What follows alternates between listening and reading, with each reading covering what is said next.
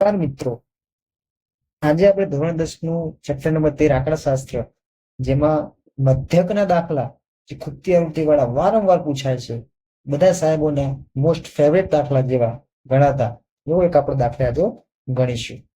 તો મિત્રો, આપણને આવું આપેલું છે.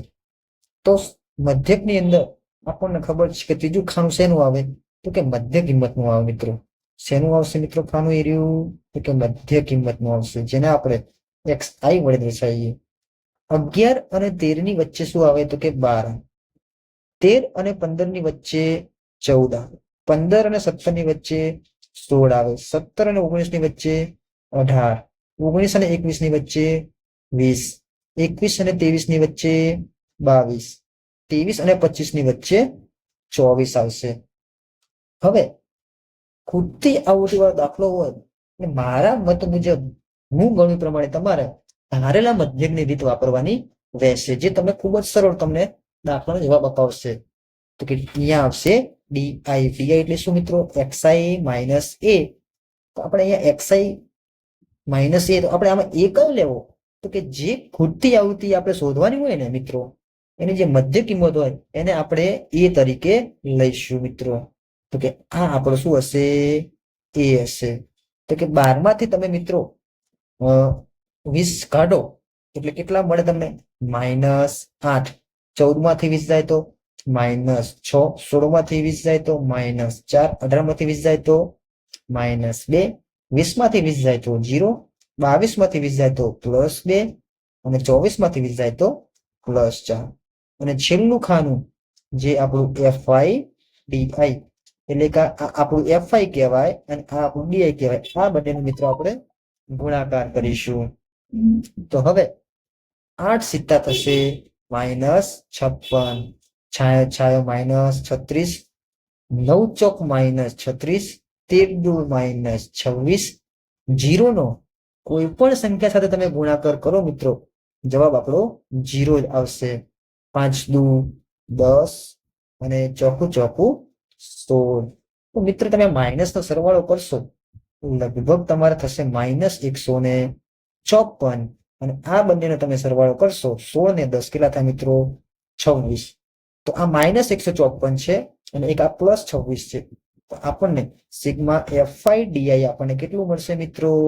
તો કે -128 મળશે. તો કે ધારેલા મધ્યકની રીતનું સૂત્ર લખતા x બાર બરાબર a વત્તા સિગ્મા FI DI ભાગ્યા આપણે શું આવશે મિત્રો? અહીંયા n. આપણને n અહીંયા કેટલા છે? તો આ બધાનો તમે સરવાળો કરો મિત્રો, એ આપણને n મળી રહેશે. એટલે કે n બરાબર 44 વત્તા f.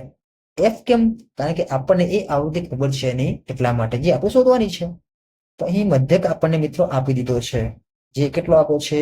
18. તો કે 18 બરાબર એ કેટલા મિત્રો? તો કે 20 વત્તા -128 ભાગ્યા 44 વત્તા f. આ 20 પ્લસ છે, આ બાજુ આવે તો માઇનસ. 18 - 20 બરાબર -128 ભાગ્યા 44 વત્તા f. તો કે 18 માંથી 20 જાય એટલે -2 થાય.